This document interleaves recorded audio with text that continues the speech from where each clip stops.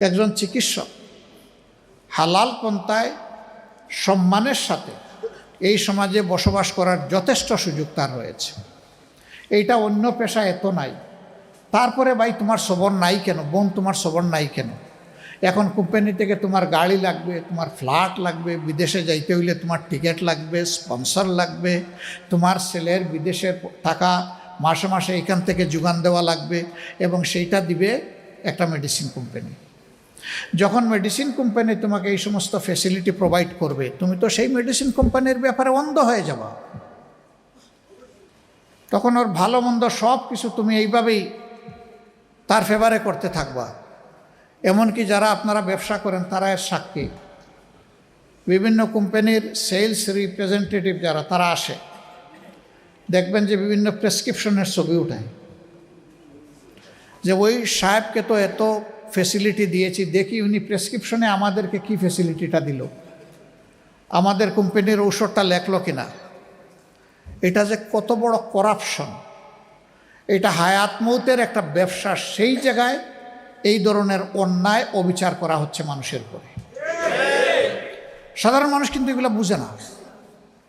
সাধারণ মানুষ বড় ডাক্তার দেখে একটা ফেইথ রেখে তার কাছে চলে গেছে, আর ওই মানুষটা তার এই ট্রাস্ট এবং ফেইথের প্রতি ব্ল্যাকমেইলিং করে তিনি তার উপরে ট্যাক্স বসাই দিচ্ছেন, যেটা তার হওয়ার উচিত নয়।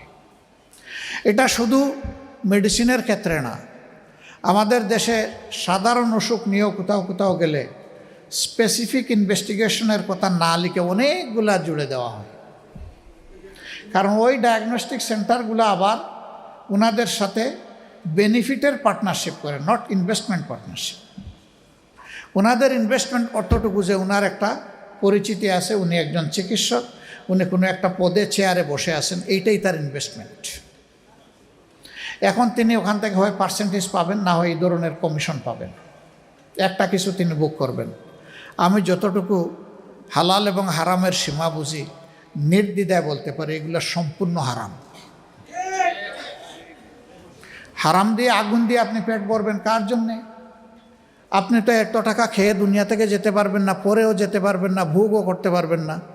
আপনি রেখে যাবেন আপনার সাকসেসরদের জন্যে, আপনার ছেলে মেয়ে নাতি নাতনি তাদের জন্য। আপনি সেই জিম্মাদারি নিয়ে আদালতে আখেরাতে আল্লাহর দরবারে হাজিরা দিবেন যে এদের জন্য আপনি জনগণকে ধোঁকা দিয়েছেন, জনগণকে শোষণ করেছেন, জনগণের সম্পদ আপনি লুণ্ঠন করেছেন। আপনি একজন ধোঁকাবাজ, একজন শোষক, এবং আপনি একজন লুণ্ঠনকারী। হাসরের দিনে এইটাই হবে আপনার পরিচয়। তখন আপনার স্ত্রী, পুত্র, কন্যা, নাতি নাতনি কেউ গিয়ে আপনার হয়ে দাঁড়ায় বলবে না, হে আল্লাহ তার শাস্তি দিও না, কারণ সে আমাদের জন্য এগুলা করেছে। একজনও এটা বলবে। ফামান ইয়ামাল মিসকালা যাররাতিন খাইরান ইয়ারা ওয়া মান ইয়ামাল মিসকালা যাররাতিন শাররান ইয়ারা। অল্প পরিমাণও যদি কেউ ধোঁকা দিয়ে, কষ্ট দিয়ে, ক্ষতি করে দুনিয়া থেকে বিদায় নেয়, আল্লাহ বলছেন যে তার ফল তাকে অবশ্যই ভোগ করতে হবে।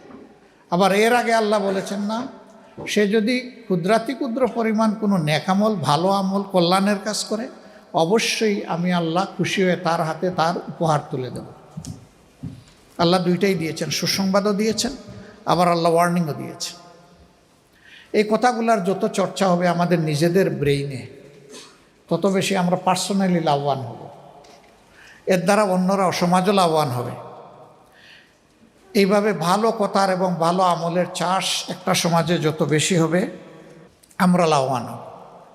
একজন দৃষ্টি আকর্ষণ করেছেন যে ঔষধ সমিতি শিল্পতেও সকলে হয়তো পরিচ্ছন্ন না, আবার সকলে খারাপও না।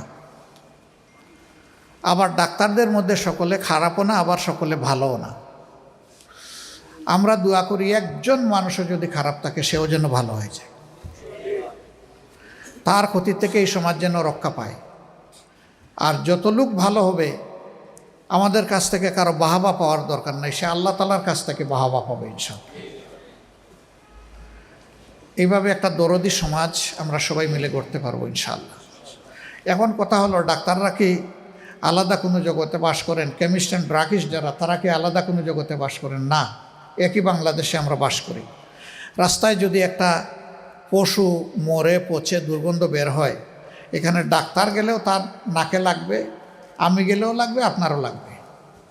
মানে খারাপ যখন ছড়ায় তখন সবার কাছে এটা পৌঁছে যায়, কিন্তু ভালো জিনিস ছড়ায় কম।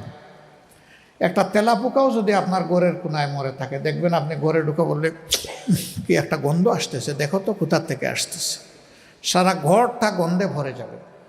কিন্তু যদি একটা আতরের বোতলের মুখ খুলেও কোথায় রেখে দেওয়া হয়, আপনি ওই রকম ঘ্রাণ পাবেন না।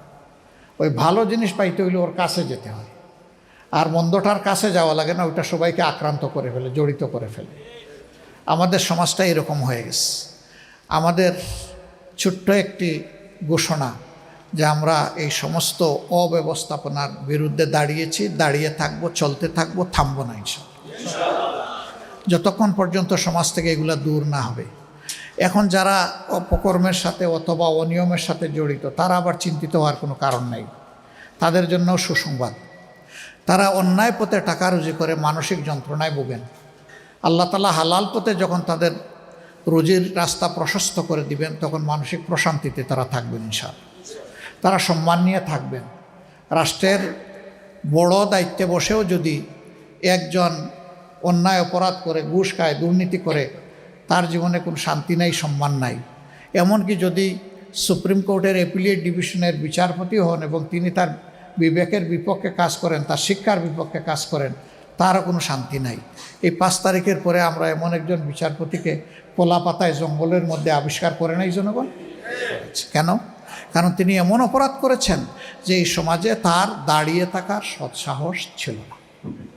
তাহলে আপনার ওই কর্ম দিয়ে, আপনার এই জৌলস দিয়ে, আপনার এই অর্থ দিয়ে কী লাভ হলো? কোনো লাভ তো হলো না। এই জন্যে যখন একটা ফেয়ার সোসাইটি, যখন একটা দুর্নীতিমুক্ত সমাজ গড়ে উঠবে, এটার বেনিফিশিয়ারি সকলে হবে। আজকে যারা ইচ্ছায় অনিচ্ছায় দুর্নীতির সাথে জড়িত, তারাও সেদিন আনন্দিত হবে ইনশাআল্লাহ। এটা ভয় পাওয়ার কোনো বিষয় না। রসুল আকরাম সাল্লাল্লাহু আলাইহি সাল্লাম যে সমাজটা পরিবর্তন করেছিলেন, এই সমাজ ছিল দুনিয়ার সবচেয়ে নিকৃষ্ট সমাজ। তাদের নিকৃষ্টতার মান এত ছিল যে যৌন লালসা কে কার উপর মিটাচ্ছে এটার কোনো সীমা শহরত ছিল না।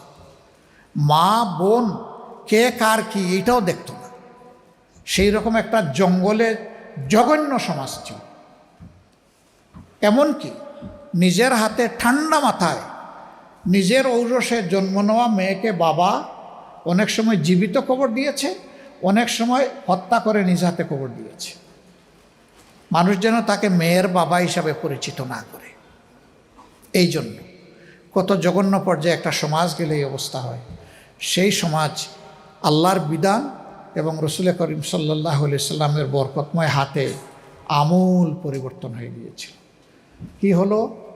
আল্লাহ রসুল তার ইন্তেকালের আগে বললেন, দুনিয়াবাসীর সুসংবাদ নাও, এমন একটা সমাজ তোমাদেরকে গড়ে দিয়ে গেলাম, নমুনা গড়ে দিয়ে গেলাম, যেই সমাজের সানা থেকে হাজারামাউত 3500 মাইল একজন যুবতী তরুণী তার সমস্ত রূপ সৌন্দর্য নিয়ে একা সফর করবে, কোনো জালিমের চোখ তার দিকে তুলে তাকানোর সাহস পাবে না। এবং ওই যুবতীটাও আল্লাহ ছাড়া আর কাউকে ভয় করবে না। এইভাবে সে নিঃসন্দেহে নিঃসংকোচে সে রাস্তা অতিক্রম করবে, সফর কমপ্লিট করবে ইনশাআল্লাহ। যেখানে মেয়েকে বাঁচতেই দেওয়া হতো না, তার কোনো বাঁচারই অধিকার ছিল না, সেখানে কোথায় নিয়ে তাদেরকে তোলা হয়েছে। মায়ের জাতিকে কি সীমাহীন সম্মান দেওয়া হয়েছে। একজন সাহাবী এক যুদ্ধে শরীক হওয়ার জন্য তিনি প্রস্তুতি নিয়ে এসেছেন। আল্লাহ রসুলের কাছে এসে কেঁদে কেঁদে বলছেন, হে আল্লাহর রসুল, আমি বড় কঠিন পরীক্ষায়, আমি আজকের যুদ্ধে আপনার সঙ্গী হতে চাই, কিন্তু আমার মা বাবা দুজনই বৃদ্ধ, সেবা করার মতো আমার ঘরে আমি ছাড়া আর তাদের কেউ নেই। আমার মন এখন যুদ্ধের ময়দানের দিকে দৌড়াচ্ছে, আর মা বাবার কথা যখন চিন্তা করি আমার মনটা ছোট হয়ে আসে। আমার জন্য আপনি দোয়া করে দেন, আমি যেন আপনার সাথে যেতে পারি, থাকতে পারি। রসুল করিম সাল্লাল্লাহু আলাইহি সাল্লাম তার তলোয়ারটা হাতে নিয়ে চুমু দিলেন, দিয়ে আবার হাতে ফিরিয়ে দিয়ে বললেন, তোমার জিহাদ কমপ্লিট, তুমি ব্যাক টু দ্য হোম, তোমার ঘরে চলে যাও। আমি এবং আমার সফর সঙ্গীরা, যুদ্ধের সাথীরা, যুদ্ধ শেষ করে ঘরে ফিরে আসা পর্যন্ত আল্লাহ তাআলা যত নেক আমলের সওয়াব আমাদেরকে দিবেন, আল্লাহ মেহরবানি করে তোমাকেও সেটা দিবেন। আল্লাহর পক্ষ থেকে তোমাকে এই সুসংবাদ শুনাই দিলাম, যাও। এবার আল্লাহর বান্দা জিজ্ঞেস করছেন, রাব্বুল আলমিনের হাবিব, কোনো সময় এমন হয় মা বাপ দুইজন একসাথে আমাকে ডাকেন তাদের প্রয়োজনে সেবা দেওয়ার জন্যে, এই ক্ষেত্রে আমি বিব্রত হয়ে যাই, আমি কার ডাকে প্রথমে সাড়া দেব? আল্লাহ রসুল বললেন, তোমার মায়ের ডাকে। এরপরে কার ডাকে? তোমার মায়ের ডাকে। এরপরে কার ডাকে? তোমার মায়ের ডাকে। হে আল্লাহ রসুল, তারপরে? হ্যাঁ, এবার তোমার বাবার ডাকে। প্রথম 3 বার মায়ের কথা বললেন, তারপরে বাবার কথা বললেন। কেন? আমরা কেউ কিন্তু বাবার নাড়ি ছেঁড়া দন নই, আমরা সবাই মায়ের নাড়ি ছেঁড়া দন। আমরা কেউ বাবের গর্ভে জন্ম নিইনি, আমরা জন্ম নিয়েছি মায়ের গর্ভে। মায়ের রক্ত, পুষ্টি এবং অক্সিজেন আমাকে আল্লাহর ইচ্ছায় এই মানবের রূপ দিয়ে দুনিয়ায় এনেছে। এই জন্যে মায়ের অধিকার বাবার চাইতে 3 গুণ বেশি। এই অধিকার ইসলাম দিয়েছে, এটা আর কেউ কাউকে জীবনে দিতে পারে নাই, দিতে পারবেও না। আমি এই কথাগুলা কিছুটা প্রাসঙ্গিক, কিছু অপ্রাসঙ্গিক নিয়ে এসেছি। আপনারা কিছু দাবি পেশ করেছেন, আসলে এগুলা কোনো বড় দাবি না, একেবারেই মামুলি হালকা দাবি। শুধু একটু সদিচ্ছার প্রয়োজন, শুধু একটু সৎ মানুষের হাতের ছোঁয়ার প্রয়োজন, শুধু সমাজকে নিয়ে দরদের সাথে একটু চিন্তা করার প্রয়োজন। আল্লাহ তাআলার কাছে এই তৌফিকটাই চাই, আল্লাহ যেন সদিচ্ছা, সৎ মানসিকতা এবং একটা ভালো পরিচ্ছন্ন হাত আমাদেরকে দান করেন। আমরা যেন নিজেকে দেখার আগে মানুষের প্রয়োজনটাকে দেখতে পারি, এই তৌফিক যেন আল্লাহ আমাদেরকে দান করেন ইনশাআল্লাহ। আমি কথা দিচ্ছি, শুধু আপনারা না, সমাজের বিভিন্ন শ্রেণী এবং পেশার যারা আছেন, আল্লাহ পাকের ইচ্ছায় এবং আপনাদের ভালোবাসায়, এদেশের জনগণের ভালোবাসায় এ দায়িত্ব যদি আমাদের উপরে আসে রাষ্ট্র পরিচালনার, আমরা গুরুত্বপূর্ণ কাজগুলোতে হাত দেওয়ার আগে অবশ্যই সংশ্লিষ্ট অংশীজনদের সাথে আগে বসব, তাদের মুখ থেকে বাস্তবধর্মী কথাগুলো শুনব, সেগুলাকে আমলে নিব, তারপরে অগ্রাধিকার ভিত্তিতে ইনশাআল্লাহ কোনটার পর কোনটা হবে সেটা আপনাদেরকে জানিয়েই করা হবে ইনশাআল্লাহ। জনগণকে অন্ধকারে রেখে আমরা কিছুই করব না।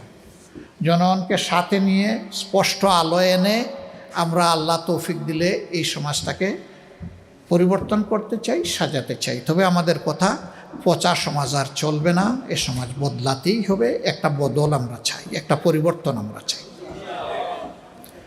সেই পরিবর্তনটা আল্লাহ যেন কল্যাণের দিকে, শান্তির দিকে, সম্মানের দিকে নিয়ে যান।